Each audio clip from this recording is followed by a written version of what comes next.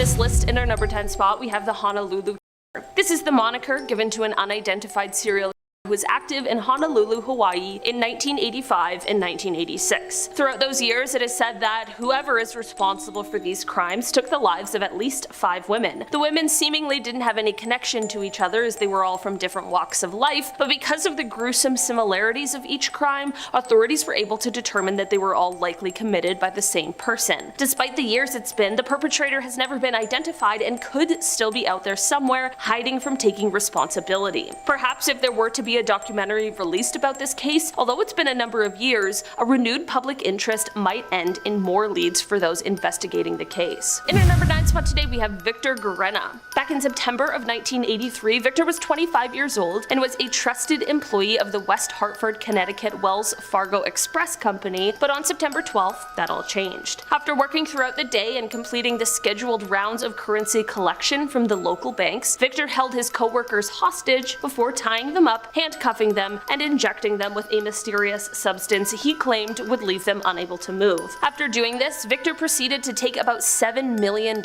which was one of the largest cash robberies in US history at the time. His co-workers were later able to get themselves untied and they called the authorities, but by that time, Victor was gone. They found his car, but it had been abandoned, and of course, the money was gone. They later found out that Victor was part of a larger group who had orchestrated this entire thing, and they also found out that part of the money was used to purchase a surface-to-air missile that was later launched at FBI headquarters in San Juan, Puerto Rico. Thankfully, it turned out to be a huge waste of money because it did little damage, and fortunately, no one was injured. 2 years later, there were 14 people who were arrested in Puerto Rico, Massachusetts, and Texas as they were found to be involved in the entire operation, but Victor once again escaped capture and has not been seen since. This case is honestly just a crazy story. I could have been convinced that this was the plot of a heist movie and not a real-life scenario. In our number 8 spot today, we have Arthur Shawcross. This man is also known as the Genesee River Killer, and his crime spree began in 1972, and Arthur was sure to commit some of the worst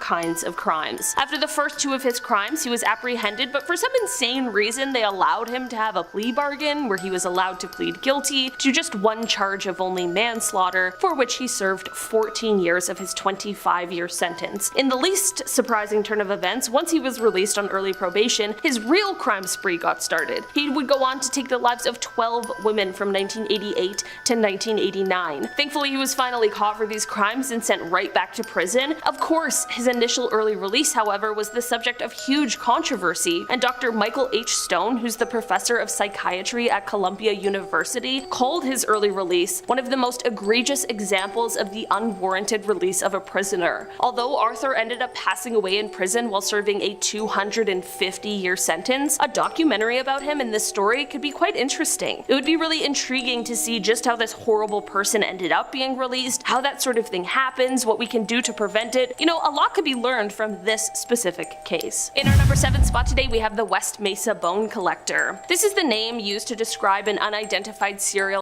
who is said to be responsible for taking the lives of 11 different women whose remains were found buried in the desert of West Mesa in 2009. Despite this story being international news, it remains unsolved, which might be a reason for it to be made into a new Netflix doc. It is thought that this could be one person, or it could potentially be linked to some sort of group. There have been tips throughout the years, and authorities have worked hard to try and get to the bottom of these crimes, but still, the killer remains at large. There have been a few different suspects throughout the years, but there hasn't been enough concrete evidence to charge anyone with the crimes. What's really interesting about this case is that although the remains were found in 2009, according to authorities, upon examining satellite images, it is believed that the last of the remains were placed there in 2005. In our number 5 spot today, we have Monica Witt. Monica is a former United States Air Force technical sergeant as well as a defense contractor who has been on the run since 2018. Despite her high-ranking position and high security clearance, she is on the run because she defected to Iran in 2013.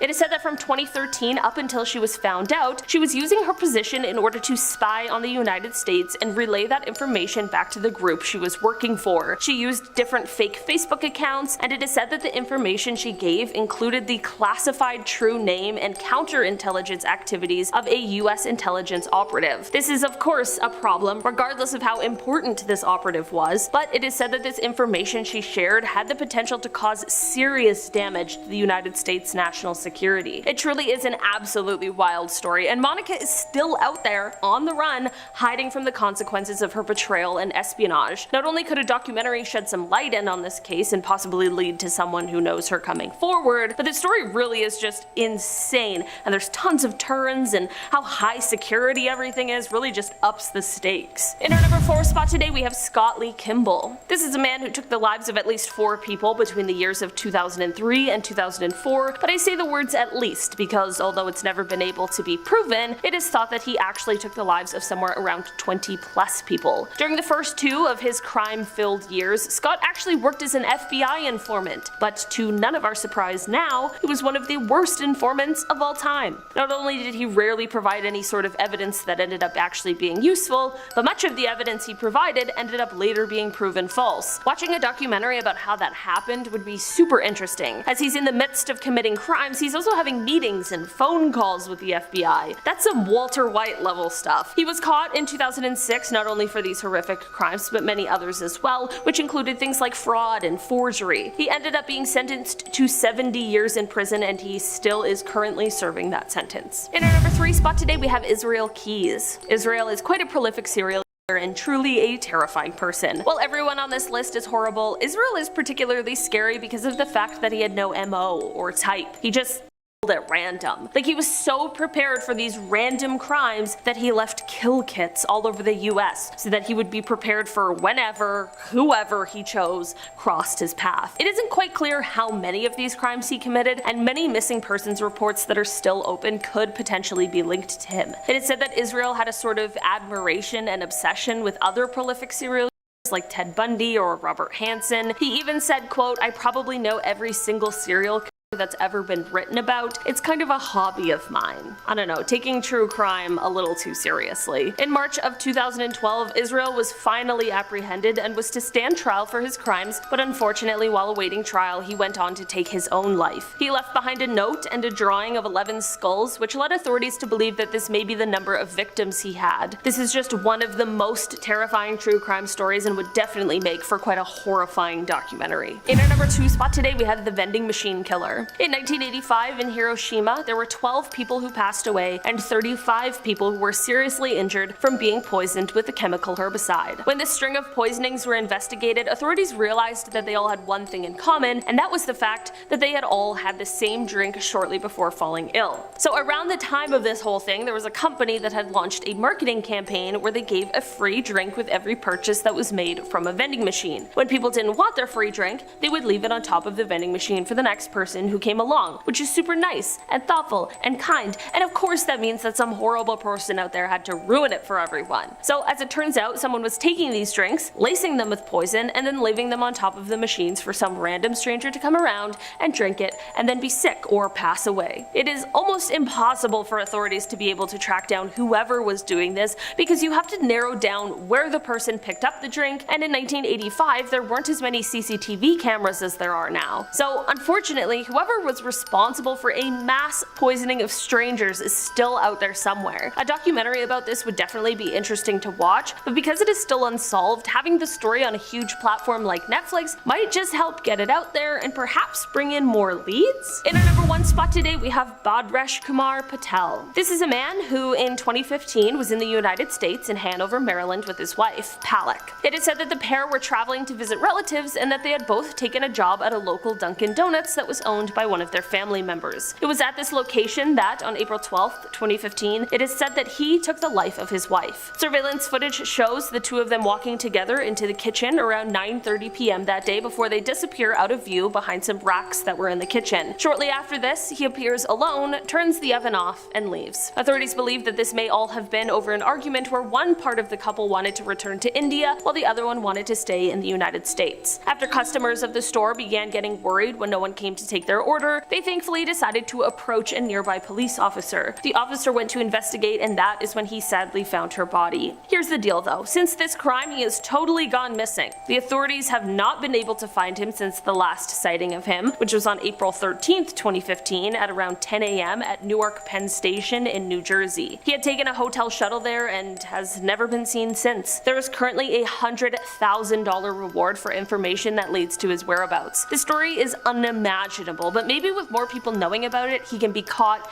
and finally brought to the justice that he deserves. Coming in at number 10, we have the Taiping Rebellion. This is one of the largest wars in history, and guess what? I'm just learning about it as I make this list. This rebellion took place in China way back in the 1800s, and this war went on for about 15 years. Holy moly, that is an insane amount of time to be at war. Now, who were the Chinese people in conflict with? Well, they were in conflict with themselves. See, what happened is the Chinese Emperor Han Shu-tron had a mission. He saw himself as a messiah and wanted to convert all of China to his vision of Christianity. Now, not only did he think he was a messiah, he also thought that he was the brother of Jesus Christ. That is one of the most insane, but at the same time humble claims you can make. He wasn't like, I'm Jesus Christ himself, he was like, I'm just his bro. Well, this push to have all of China under one central spiritual mindset sent the country ablaze with people rebelling against this new way of life. Now, the death toll from this war is unknown, but it's estimated to be somewhere between 20 million and 100 million dollars. Coming in at number 9, we have the life of Joshua Waitkins. You might have heard of Bobby Fischer, one of the greatest chess players to ever play the game. He put America on the map when it came to playing chess on an international level. Well, Joshua Waitkins was the next American genius at chess. At only 7 years old, he was already playing with hustlers in Central Park, and not long after that, he was playing at a national level. Before he was even old enough to vote, he was already a grandmaster at chess, and then burnout started to set in, so he decided to leave chess altogether, and he started training in competitive Tai Chi. Tai Chi is more than just a slow-moving meditative thing you see old people do in the park. It's actually one of the most intense martial arts. Well, he worked his way up to being a grandmaster in that. Then he became a world-class competitor in jiu-jitsu. This man has lived a life that's absolutely insane and has become one of the most skilled people in several different practices. Seeing a show about his life would be out of this world. Coming in at number 8, we have The Shining. It's been a book, it's been a movie, now it's time for the whole thing to get turned into a TV show before it gets turned into a video game. It would be nice for someone to revisit the classic story and see how it can be told differently after all this time. The Shining is a decently dense book, and I think it would be nice to see the horror stretched out over a season. I don't think you can get much more out of it than that, but it would be one hell of a season. Coming in at number 7, we have Spawn. It had an HBO run back in the 90s, and it was one of the strangest shows I have ever seen. Maybe I was just too young back then to understand what was going on, but it was weird. There was also a movie in the early 2000s that was pretty good, but it didn't really do the comic justice. Spawn is one of the darkest, grittiest, deepest comics you can ever come across, and the world is absolutely amazing. I think anything that has a deep lore like Spawn deserves to be transformed into something amazing on Netflix. And with shows like The Boys and movies like Deadpool, it's very clear that people are dying for some more rated R superhero content, and I don't think you can get more rated R than a man who has been double-crossed, set on fire, ends up going to hell, and has to occasionally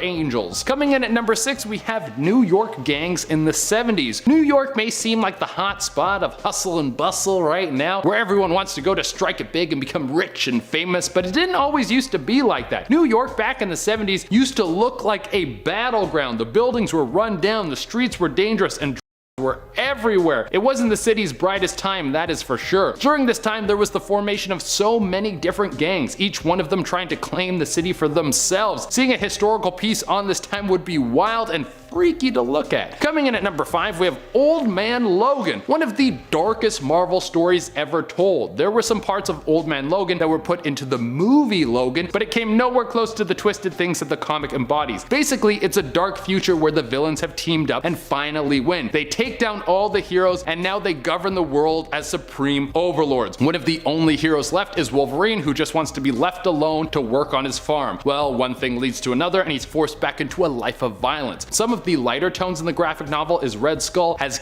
Captain America and wears his mask constantly. Giant Man is dead, and his massive skeleton is laid out along a mountain range with a highway running through it, and there's a whole bunch of other stuff that I don't want to get into because I don't want to spoil anything for you, and some of it is just a little too gross. Coming in at number 4, we have PT. Someone please finish PT. Everything that could have been from that game, trailer, whatever you want to call it, is just floating around in the ether, and I wish I got the opportunity to play it, but I need to do that right now. But for those of you who don't know, one of the the greatest video game developers of all time, Hideo Kojima, was working on a game with the developers Konami. This was going to be the next Silent Hills game. They released a demo which was called the playable trailer. Everyone loved it, and then Kojima and Konami had a falling out, and the demo was pulled off the PlayStation Store, and the game was never finished. That story is now just floating around out there in the ether, and if they're not going to get it into the game, at least turn it into a Netflix series. That would be something worth checking out. Coming in at number 3, we have The Life of Ernest Hemingway. You want to talk about badasses? This guy lived one of the craziest lives you could ever live. He fought in World War I and was hit by a grenade and lived. Then later in his life, he went to Africa with his wife. They decided to go on an aerial tour of the Sahara, and then their plane stalled and crashed in the wild. They had to survive the night out there with all the lions and hyenas, but they managed to make it. And then the next day, they found a boat to take them to another plane so they could fly out to safety, and that plane crashed too. Hemingway would survive that crash as well. He was an excellent marksman. He was married like 4 or 5 times. He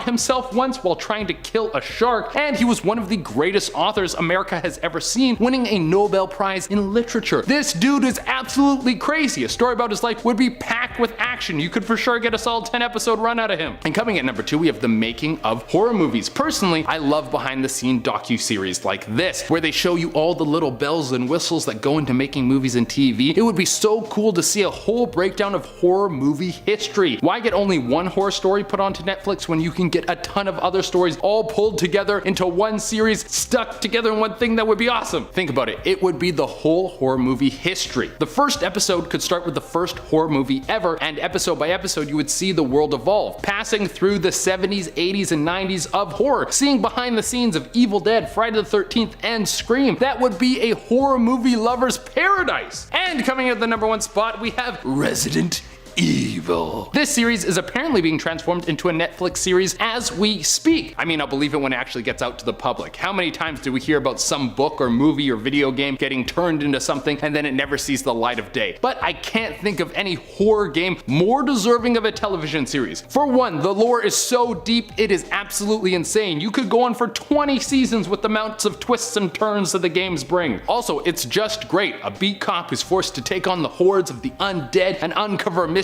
of how they all ended up in Raccoon City. The show is apparently on its way to streaming services and is supposed to take place on 2 timelines. There's supposed to be one timeline that is right when the breakout happened, and then another timeline that is 20 years in the future. Pretty cool. Coming in at number 10, we have The Working Baboon. For this first point, we're going to head over to South Africa and shoot all the way back to the 19th century. See, trains were a big thing back then, and there was a very important job called a signalman. This is basically the person that would send the trains in the right direction so they got to the proper location and never crashed into one another. And there was a very famous signalman that was named James White. He was notorious for jumping in between trains, and people told him that it was very dangerous. Well, one day he would learn when he missed his jump and lost both his legs. Back then, it wasn't easy to make prosthetics, so James now needed an assistant to help him work the levers. So instead of getting a person to save costs, James hired a baboon. This is when Jack the Baboon started working with the railway. He was with them for 9 years. I can see it now. It's a comedy about a baboon working on a railway station, and Jack Black plays the baboon. Coming in at number 9, we have Torpedo Misfire. There are plenty of environments that you would never want to be stranded. Like if you're on a deserted island with a bunch of coconuts and a freshwater stream, that's not the best scenario, but it could be worse. But what about at the bottom of the ocean? Well, in the year 1960, a crew of Soviet submariners were stuck on the ocean floor. They were doing some torpedo testing when one of the torpedoes misfired inside the launch tube, which caused the submarine to sink and start flooding with water. Now, this seemed like it should have been a death sentence for everyone who was on board, but someone on the ship devised a plan. They would let the submarine flood until their bodies were acclimated to the water pressure, then one by one they would swim out of one of the empty torpedo tubes to the surface. In the end, every dude made it to the surface and survived, but a few of them had to be rushed to medical care for collapsed lungs and decompression sickness. This would be a 1-hour action special where the group of bull-headed submariners risk it all to save the whole crew. Jack Black is the janitor who accidentally gets stuck on the ship. Coming in at number 8, we have the Comet Con Men. Back in the year 1910, people started losing their minds. The Halley's Comet was making another pass around the Earth, which is one of the most normal events in the universe, but this was at a time before we understood the universe as well as we do now. So the comet brought with it fear. Most of this fear stemmed from Camille Flammarion, who wrote a paper about the possible poison gas that could have been intertwined into the comet's tail. The worry was that this gas would slip into our atmosphere and cause the extinction of the human race. And we know how much the tabloids love salacious news, even when it's fake, so a couple of newspapers ran the story, which led to widespread panic. People started looting stores for gas masks, and several people saw this as an opportunity to profit off the stupid. Con men made pills that would protect people against the toxic gas that the comet would bring. The show would be a disaster comedy, and Jack Black is the bumbling con man. Coming in at number 7, we have Stuck in the Clouds. I don't have a fear of flying, but it's stories like these that make you understand why people would. Iwa Winanurska was a professional paraglider, which I didn't even know was a thing, but it might be one of the coolest things I have ever heard. Well, she was doing a warm-up round for an upcoming tournament, and I guess she should have checked the weather report before she went out flying, because 2 thunderstorms closed in around her and caused a massive updraft. The wind caused her to continually glide higher and higher until she was over 30,000 feet above the ground. Now,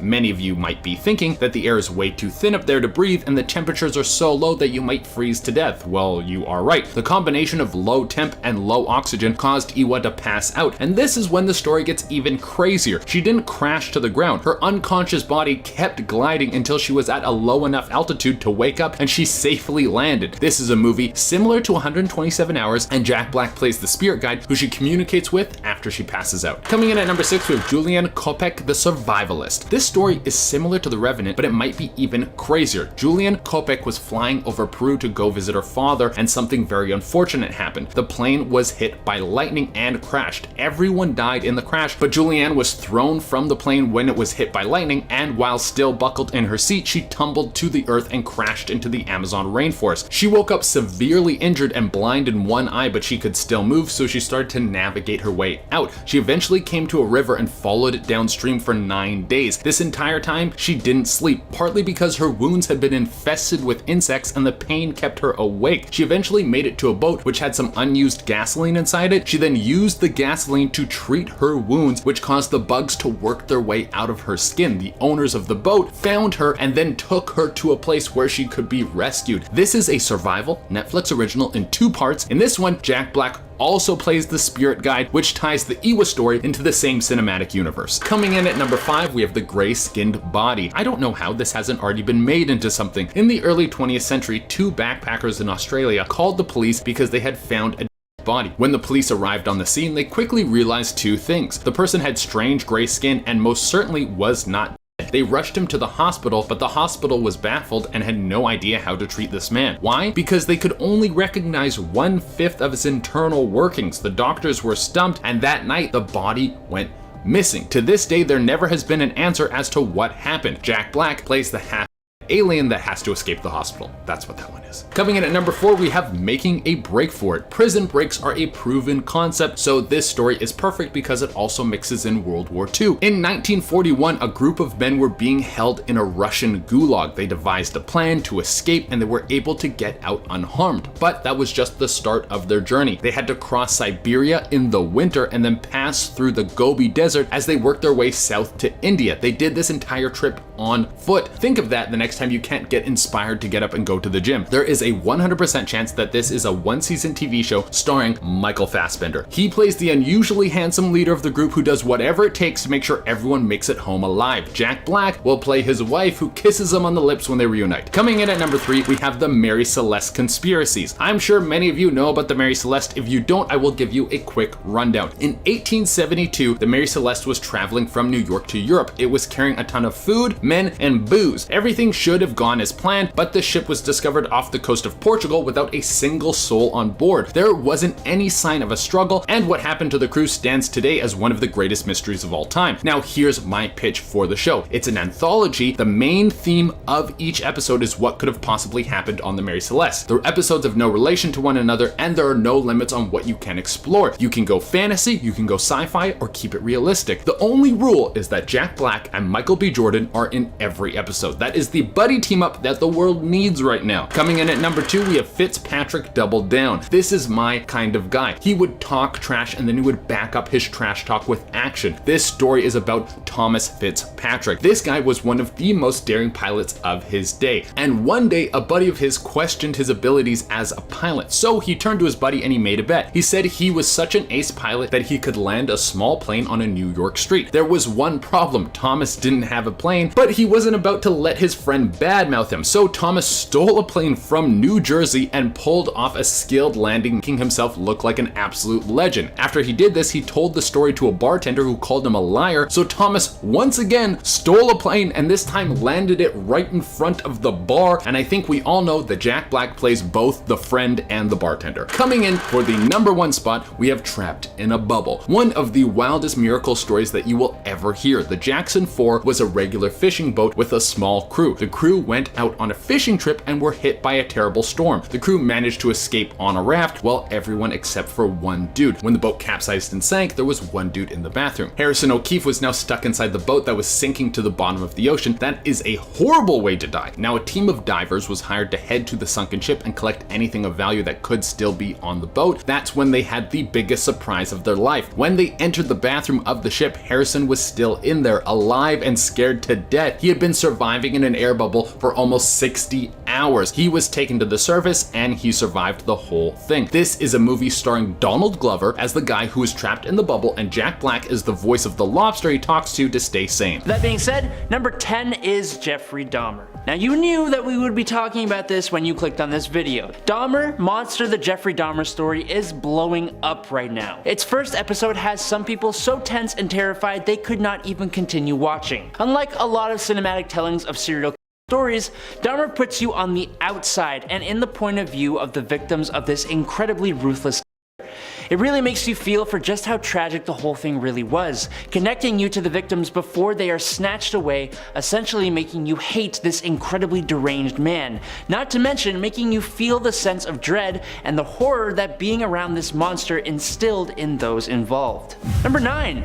The Public. This one is more interesting because while the story does follow a real homicide case, the falsely accused Amanda Knox is where it is focused. While on a foreign exchange trip from the United States to Perugia, Italy, Amanda Knox, a college student, was accused of brutally taking the life of her roommate, Meredith Kircher. Knox became a media sensation in all the worst ways, with tabloids painting her as evil and twisted, while she served almost 4 years in an Italian prison before Italy's highest court exonerated her in 2015. The Netflix documentary surrounding her shows the truth of Meredith's passing, while also exposing just how the public's reaction to what the media fed them caused Amanda to be treated like a monster. And in at number 8 is Larry Nassar. Not all monsters end people's lives. The Netflix documentary Athlete A follows a team of investigative journalists from the Indianapolis Star who broke the story of USA Gymnastics doctor Larry Nassar, who used his employment as the team's doctor to exploit, deceive, and violate hundreds of young women. The documentary also follows the survivors of the doctor's horrible ways. The interviews with the athletes as well as the journalists who exposed it all also shines a light on just how the USAG covered up Larry Nassar's actions for years. Number 7. Luke Magnotta. If you guys are a fan of true crime documentaries, then I would be surprised if you had never heard of Don't F with Cats. Basically, back in 2010, an incredibly disturbing video of a man taking the life of 2 kittens emerged online, causing quite a bit of grief for the people who saw it. But it was not the last video to emerge. As the crimes committed in the videos escalated, beginning to include actual people, a group of individuals online formed together to track down down just who exactly the man in the video was. After a ton of very intuitive internet sleuthing, their manhunt led them and the police to Luke Magnotta, who was later convicted for taking the life of Chinese international student Zhen Lin in disturbing circumstances in 2012. But just be warned, I'm serious when I say the documentary is disturbing. Number 6. Warren Jeffs. The docu-series Keep Sweet, Pray, and Obey dives into the Fundamentalist Church of Jesus Christ of Latter-day Saints, or the FLDS. The FLDS is an extremist offshoot of mainstream Mormonism led by Warren Jeffs. It's revealed that using the ideals of his church, Warren would coerce and force female members of the congregation, most of which were underage, into polyamorous marriage, blind obedience, and extreme isolation from the outside world. He was sentenced to life in prison plus 20 years for violating many of his 482 victims, including his 78 wives. If cults are your true crime thing, this is certainly an interesting watch. It does leave you feeling worried about how something like this could ever actually happen. Number 5. Richard Ramirez. Richard Ramirez was a serial killer in San Francisco and the area surrounding it between June 1984 and August 1985. He had a particularly brutal and very chilling MO, which included breaking and entering, which gave him the nicknames of the Walk-In and the Valley Intruder. The Netflix documentary Night Stalker, named after his most famous nickname, follows the manhunt and investigation that led to the arrest of this brutal and his tragic victims. It's a bone-chilling story that will leave you feeling unsafe even while you're sitting in the comfort of your own home. Number 4. Roommates. This one is going to be on a very slightly lighter note than most of these other ones, but only slightly, as the stories told in the 5-part aptly named Worst Roommate Ever series vary from story to story, mostly all told with the help of animation. One story could cover a violent con artist or relentless squatter, while others do indeed include and their crimes, and they are all told with a focus on the victims or witnesses who dealt with these truly terrifying roommates. It's all interesting and all injects a jolt of fear that makes you second guess whoever you decide to share your living space with, if you even have the privilege to choose that in the first place. Number 3. Hunter Moore. This is a different kind of terrifying.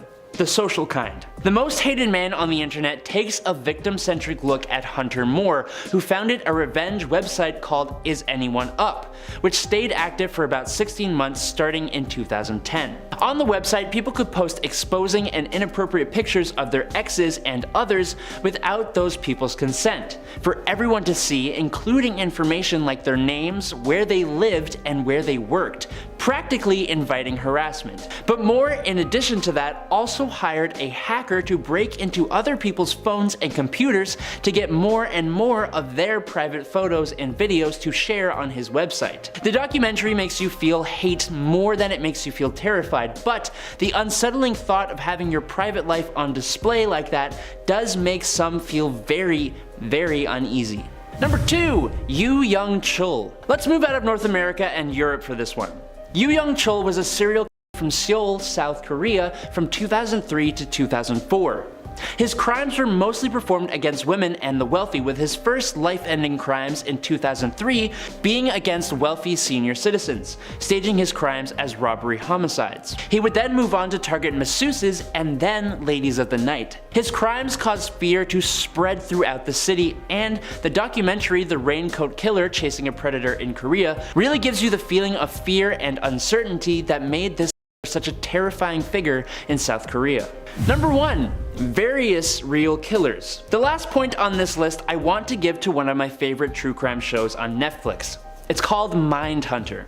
Now, while the show follows a fictional character named Holden Ford, he is based on John E. Douglas, who redefined homicide investigations thanks to information that he learned from interviews with famous serial killers like David Berkowitz, John Wayne Gacy, Charles Manson, Richard Speck, and Edmund Kemper, all of whom are featured in the show, played incredibly well by various really well-cast actors. Watching Holden do the same work as an agent in the FBI's Behavioral Sciences Unit is a really interesting and sometimes terrifying dive into a world a lot of us just never see. Number 10. Ted Bundy. One of the most famous killers of all time right off the hop. Here we go. Ted Bundy. He upwards of 30 people during his crime spree in the 1970s. Now, most interviews with Ted are extremely well known. We've watched them and been shocked and sick to our stomach, dare I say. But there's one interview that's very disturbing that's not quite as popular as the others. In this interview, he's talking about taking the life of an 18-year-old student named Georgianne Hawkins. Now, the chilling part of it, of course, other than the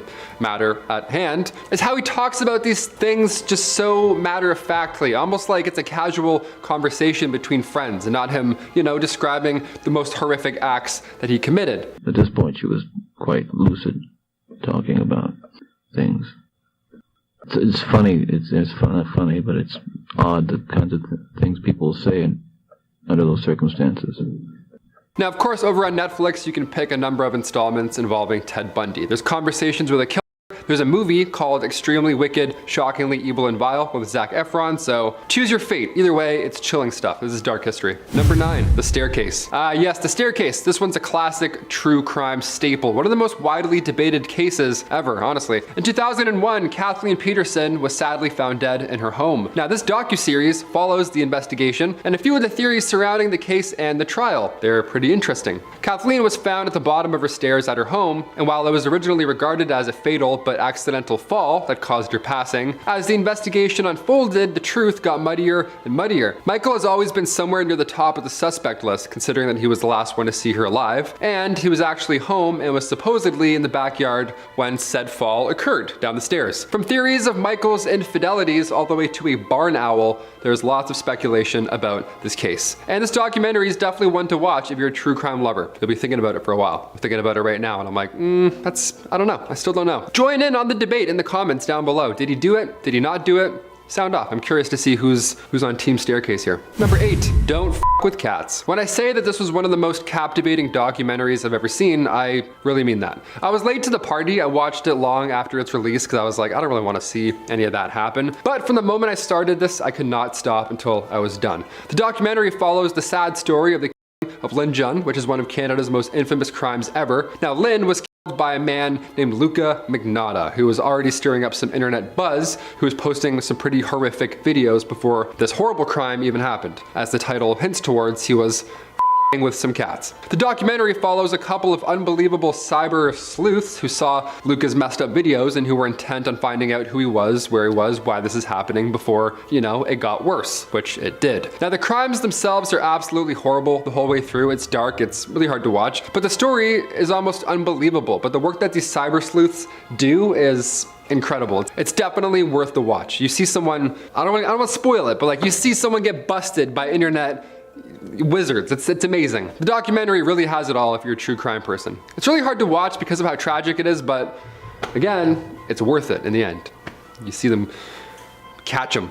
It's psycho. Number 7, Warren Jeffs. Warren Jeffs is the president of the Fundamentalist Church of Jesus Christ in the Latter-day Saints and is also serving a life plus 20-year sentence, which is exactly what he should be getting. That's horrible. I would definitely make it more if I could, but I don't have that power, do I? His father was once the president of the cult, but when he passed, the position was passed on to young Warren. As a new leader of the polygamous cult, he said that no one should ever attempt to marry one of his father's widows. But then just a few days later, he himself married all of them except 2 because one refused and then was banned from ever marrying again and the other just simply ran away. Yeah, if your marriage proposal causes someone to flee a cult that they're in, you're clearly not the one. You're doing something wrong here, dare I say. Warren had the power to assign who would marry who and all that horrible stuff, but he was also able to punish a man by taking his wives and children and assigning them to another man. Just another family to another person. It's psychotic. As a man, you have to have at least 3 wives in order to get into heaven. That was the rule. That was his holy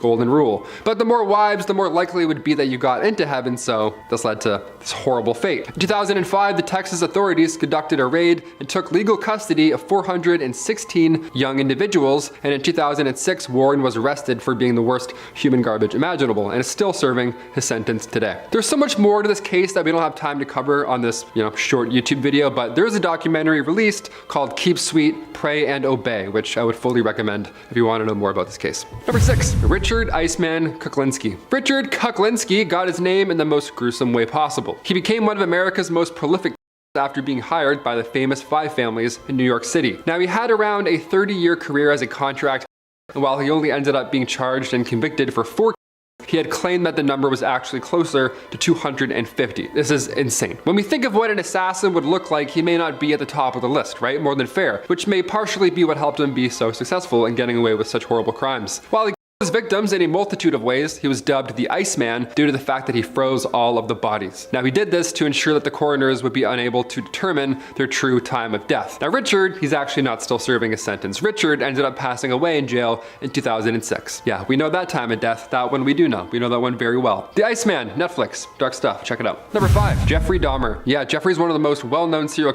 with his crimes taking place from 1978 to 1991. His crimes are much too brutal and horrific to detail on this channel right now, but he's known for taking the lives of 17 different people. I'll say that. Now, at his trial, not only did he plead not guilty, but his attorney had some interesting words for the court. We love when that happens. His attorney stated that his bloody pattern had caused him to believe that he was the devil, which was intended to bolster his insanity plea. His attorney said that he became enamored, overwhelmed, dare I say, caught up in the character from The Exorcist 3. Said character was Satan because he was the, personification of evil.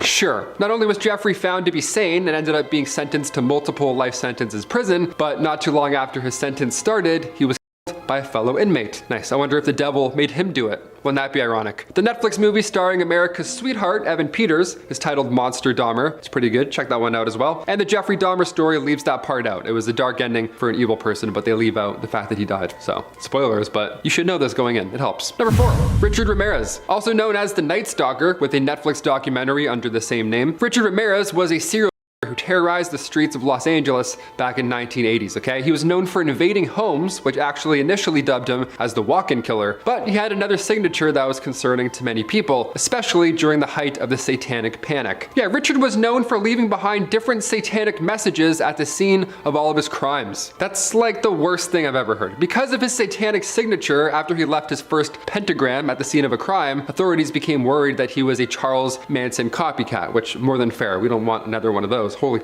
but instead, he was just his own kind of individual, dare I say, unique monster. So nice. Doing it his own way. Awesome. It is said that he would leave more pentagrams behind while also telling his victims to swear to Satan instead of swearing to God. So yeah, just a lunatic. During his court appearances, he would hold up a pentagram, and after pleading not guilty, he said, "Hail Satan." So yeah.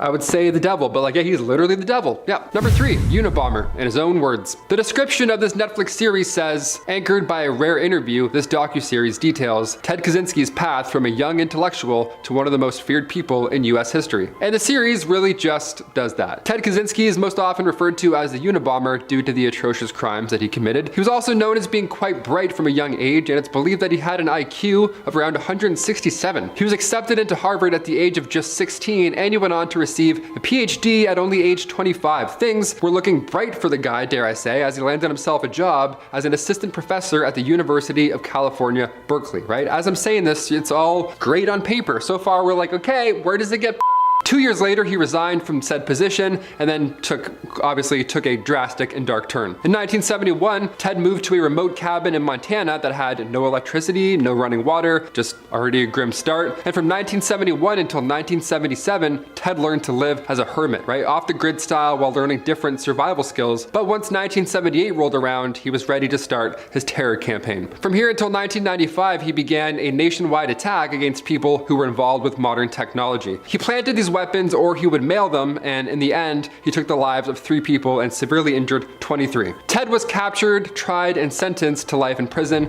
with no possibility of parole. So yeah, he's not mailing any more weapons or any explosives anytime soon, thank God. Number 2, Conversations with the John Wayne Gacy tapes. With a nickname like Clown, it's abundantly clear why everyone would want to stay away from this actual monster. He got his start and this horrific nickname by being a clown for birthday parties, charitable events, you name it, that sort of thing where you want to hire a clown, you might get this guy. According to Gacy himself, all of his crimes were committed inside of his ranch house where he would lure his victims into. He would then trick them into wearing handcuffs under the pretense that he was going to show them some sort of magic trick, and then from here on, you can imagine the horror was just absolutely, I can't even talk about it on YouTube. It is thought that he took the lives of somewhere around 33 young men, most of which he buried in the crawl space of his home, and on the evening of December 11th, 1978, Gacy took the life of his last victim, Robert Piest. The following investigation, questioning, and searches led police to gather all the evidence they needed to arrest and charge him in his conviction for 33 at the time. The Netflix series involves recordings of Gacy discussing his crimes, and it's just absolutely chilling to hear. It's one thing to read about them, but then to actually hear them or witness them in any way, shape, or form, that's when it sits with you. Know what I mean? I'll end on a lighter note, because holy that was a horrible list to even get through, my gosh. Number 1, The Tinder Swindler. Okay, this documentary is the craziest thing I've ever seen in my life. It's pretty recent too, and of course, it's on Netflix. I'll try not to spoil anything here, but the memes already went out of control. You probably know enough. The Tinder Swindler is a guy named Simon Levive. He would go on Tinder, he would date women, and then he would scam them in the most insane way. It sounds pretty bad, but hearing the story told from the victims and the way it all plays out, it gets even worse once you see it. This guy was apparently hanging out with French Montana at one point. French Montana watched this documentary and posted on his Instagram story about it only a few days after. The Tinder Swindler is directed by Felicity Morris. It's amazing. It's a roller coaster. Definitely check it out. You should watch it. You know who doesn't probably want you to watch it? Simon Levive. He probably doesn't want you to watch this. He's like still out there and still trying to scam people. It's wild. I don't want to say anything. I don't want to spoil stuff, but yeah, not as fun of an ending as other ones on this list, that's for sure. Starting off this countdown, we have Scream Queens. Scream Queens is a thriller comedy about a serial killer that threatens the lives of the characters in the show. This show has an iconic cast featuring Emma Roberts, Leah Michele, Abigail Breslin, Jamie Lee Curtis, Nick Jonas, and Taylor Lautner, just to name a few. Now, the reason this is on the list is because people were horrified by the amounts of violence and gore in the show. With such a star-studded cast, parents were worried that their young children would be enticed to watch their favorite actors, but then be scarred by the content they see in the show. For example, Ariana Grande was in a handful of episodes before being off. She has a huge following of young who would have been exposed to the violence in this show. Some things that happen in this show are girls getting their head decapitated by a lawnmower, people getting sawed in half by chainsaws, and people getting stabbed multiple times. Lastly, there's one disturbing scene where a woman gets her face burnt off by a deep fryer and then she just claws her skin right off her face. I mean, I personally like this show, even though it's kind of cheesy at times, but I think it's hilarious. In our 9th spot, we have Black Summer. This show follows a group of strangers trying to survive the zombie apocalypse. In the reviews, numerous people claim that it's like a rip-off version of The Walking Dead. In fact, a lot of people gave it a D or C- rating. Why? Well, some say the show was too upsetting for them, since it features the subplot of a mother frantically looking for her daughter. Others say that it scared them because it's too realistic, as if it could actually happen. Now, it is labeled as gritty and forceful on Netflix, so I don't know what they expected from the show that has that as their label. But from the heart-pounding scenes to the disturbing zombies, people aren't a fan of the show. I say then just stick to cartoons.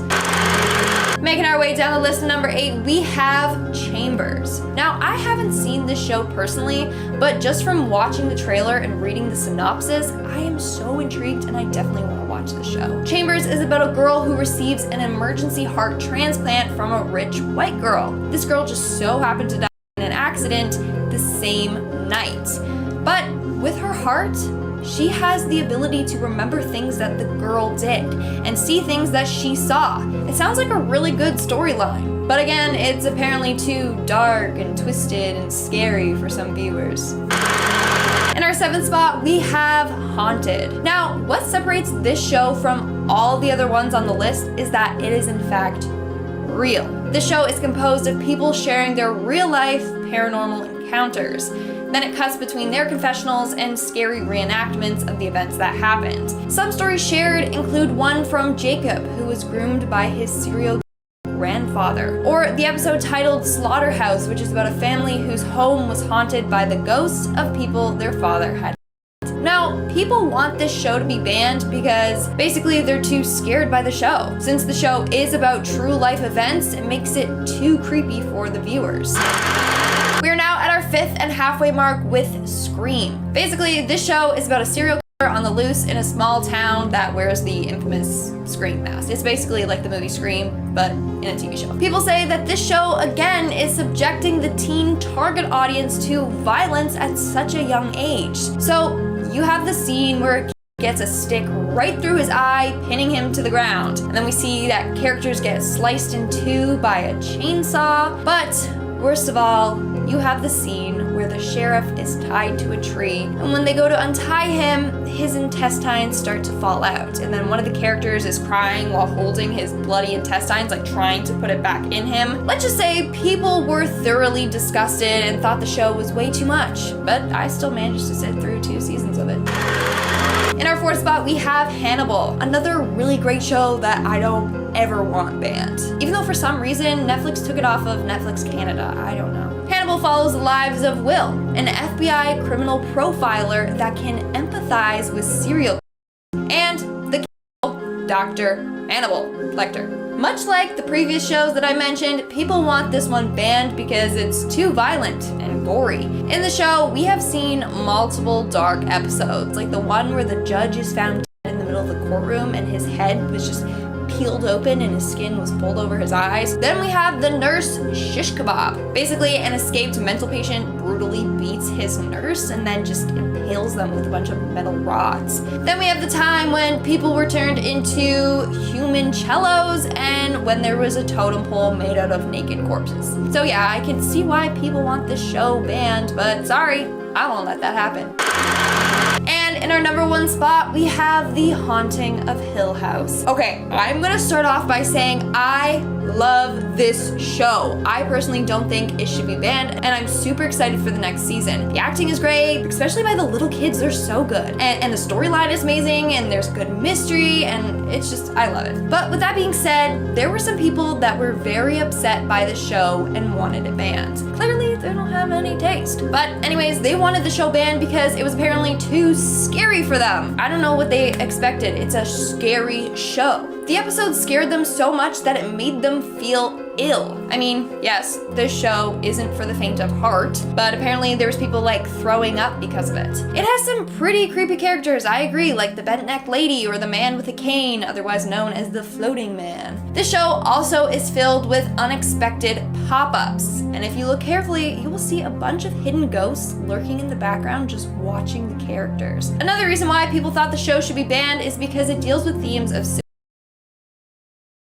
Nonetheless, I'm excited for season 2. Who's with me? So let's start this list off in at number 10, which is one of the most trending things right now, at least in Canada. I'm seeing it on Netflix, and I'm talking about the 2011 movie Contagion. Well, since this global crisis began, Contagion has shown a surge in views on Netflix. So I finally watched this movie, and honestly, in my opinion, this movie is terrifying because certain aspects of it, it feels like we're living it right now. Is this why everyone else is watching it, to see maybe what they do in the movie? Maybe we should do the same thing. Well, in the movie, there was a deadly disease spreading, and there was no answers found. Cities all over the world are placed under quarantine, and a lot of people started looting and became violent. Later, there's a conspiracy theory introduced, and the plot introduces a lot of new dangers to the people in the movie. If anything, it kind of reminds you to not listen to these conspiracies. I'm hearing it all over the internet, because a lot of these might come back to bite you, and they're just false. They're just, at the end of the day, a conspiracy. Next up, number 9, we have Outbreak, the 1995 movie. This movie is all about the virus that is very similar to the Ebola, which was having an outbreak in Zaire at the time, and it explores how far the government and society would go to cover up a pandemic. I mean, one of the first scenes of the show shows the government destroying an army base that housed infected soldiers. So yeah, there's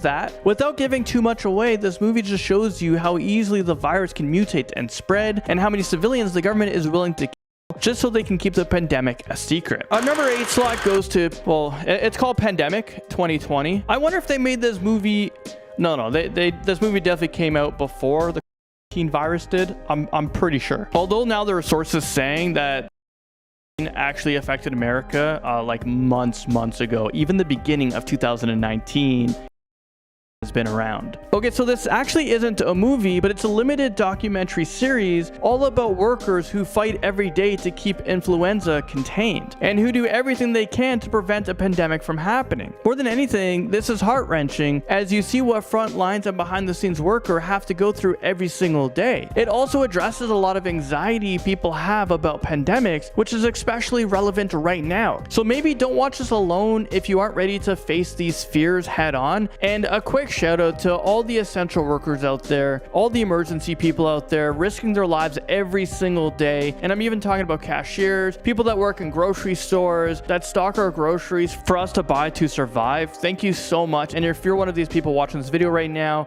thank you so much. Number 5 goes to It Comes at Night. This was released a few years back, 2017. Similar to Carrie's, this movie reveals that sometimes you never know who is infected, and being in close quarters with someone puts you at a much higher risk than being infected. The virus in this post-apocalyptic movie is pretty vague, but it's clear that it's painful and deadly. Another scary thing about this movie is that it shows that sometimes even when you're just trying to be a helpful and, a good person, like I know a lot of you guys are, you may not be rewarded for your actions, and that just might be your downfall. Which in a time everyone is trying to do their part to help, it's pretty depressing and not an entirely accurate message to spread. And at number 4 is 93 Days. That's how long I feel like I've been in isolation for. Well, 93 Days is a scary movie largely because it is based on a true story. I love when movies are based or inspired by true stories, as long as the inspired part stays as true to the true story as possible. Well, this movie follows 2 people who risked their lives in order to make sure that the Ebola virus was contained before it had a chance to become an epidemic. It's all about the Ebola outbreak in Nigeria and how it was successfully contained thanks to the work of 2 healthcare experts. The Ebola outbreak was a huge catastrophe and led to many. So this is scary in itself. And that's so scary because we can put ourselves in that exact same situation right now. Coming in at number 3 is Here Alone. This movie was released 2016. The movie is a combination of heart-wrenching and scary. It's all about finding a new family during a post-apocalyptic period of a zombie pandemic. This movie is scary obviously because of the zombies. I'm pretty terrified of zombies. I don't know if I would be able to kill one. If my life was on the line, I'm gonna have to. But this movie is also scary because it shows you what it's like to lose your family to the zombie virus. So the characters in this movie need to learn who they can trust and when it's worth putting your life at risk for others. And at number 1, we have Train to Busan. This South Korean movie is arguably one of the best zombie movies of all time. Well, let me know what you guys think is the best zombie movies of all time in the comment section below. Well, to me, this movie is terrifying not only because, well, zombies, but because it shows you how quickly a virus can spread if it isn't properly contained. Well, I guess we're witnessing that right now. In the short time that the main characters are on the train, the virus spreads rapidly throughout the country, and even faster within the train itself because everyone is so close in proximity to each other. Social distancing, people, have you heard of it? I'm pretty sure everyone's heard of it by now. Apparently they have, because the smart uninfected ones all quarantine themselves in their own part of the train. So see, it works in the movies, so it's got to work in real life, right?